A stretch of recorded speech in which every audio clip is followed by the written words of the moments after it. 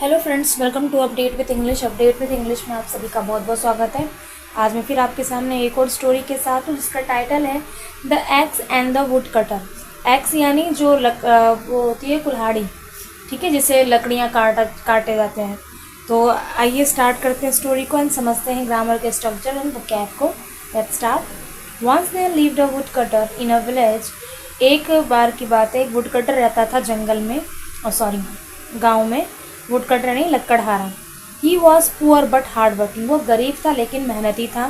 He use to go to the forest to cut down trees for wood. अब इसमें एक line देखिए, उन्होंने क्या लिखा है, use to go.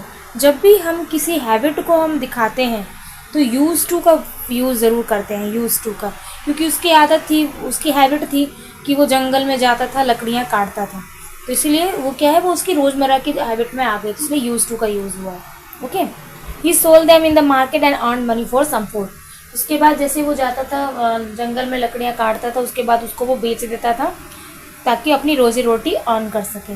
One day as he was cutting a tree he ex accidentally fell into the river. एक दिन जब वो पेड़ को काट रहा था तो उसी टाइम क्या हुआ कि उसकी जो लकड़ी है कुल्हाड़ी, वो गिर गई एक्सीडेंटली, मतलब गलती से गिर गई रिवर के अंदर।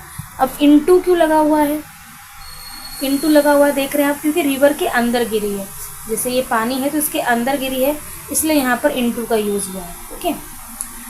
The river was deep and was flowing fast. जो रिवर है बहुत गहरी थी और फ्लोइंग यानी बहुत तेज़ी से बह रही थी। It carried away x swiftly.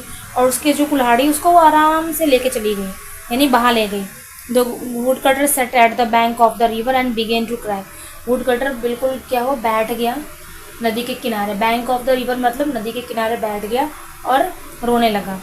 Suddenly the goddess of the river arose and asked him what happened. अचानक से जो है नदी की देवी उत्पन्न हुई और उन्होंने पूछा क्या हुआ। The wood cutter told her the story. Wood cutter ने अपनी पूरी स्टोरी बताई। The goddess of the river offer to help him by looking for his axe. तो जो नदी की देवी है उन्होंने कहा कि ठीक है, मैं तुम्हारी मदद करती हूँ। She disappeared into the river and soon came with a golden axe. तो फिर वो नदी में डिसअपियर हो गई, यानी खो गई मतलब गायब हो गई। और फिर वो जल्दी ही आई एक गोल्डन कुल्हाड़ी के साथ। The goddess asked the wood cutter if it was is x, but the wood cutter said it was not his. तो फिर देवी ने पूछा कि क्या ये तुम्हारी कुल्हाड़ी है। उन्होंने कहा नहीं, कि वुड कटर मेहनती था, भले गरीब था बट वो ईमानदार था। फिर से वो गायब हो गई नदी में। This time came back with a silver x. और उसके बाद अभी वो आई है एक सिल्वर कुल्हाड़ी के साथ। फिर उन्होंने पूछा again, she asked him it belongs to him, but the wood cutter said that was not his इधर।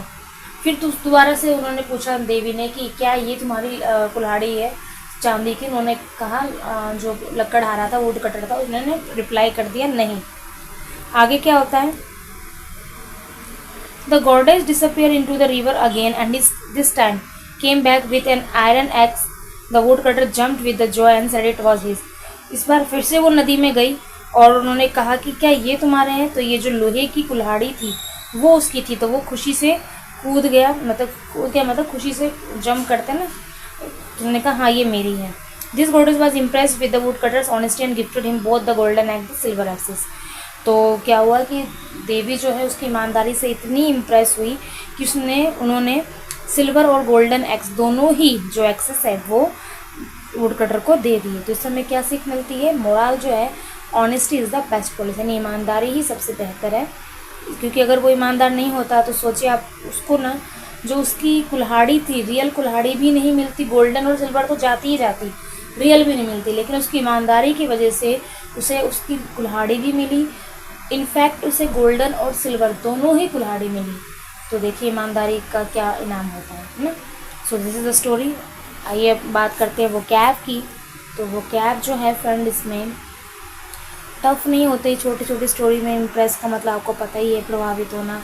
जम्ड यानी खुशी से, जॉय खुशी, हैप्पी, जॉय, ये सिमिलर वर्ड है, सिनोनिम्स हम कह सकते हैं इसे, ठीक है।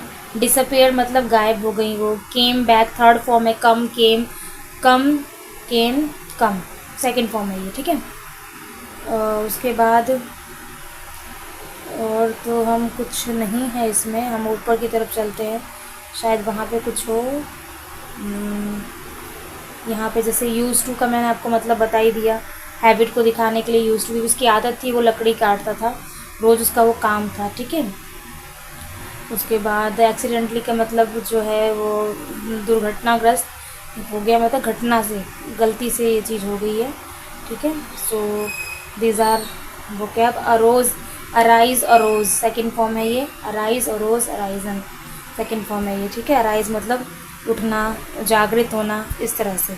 जो देवी है नदी से उत्पन्न हुई है, जागृत हुई। So these are vocab. जितना हो सके फ्रेंड वीडियो को शेयर कीजिएगा। मिलते हैं नेक्स्ट वीडियो में।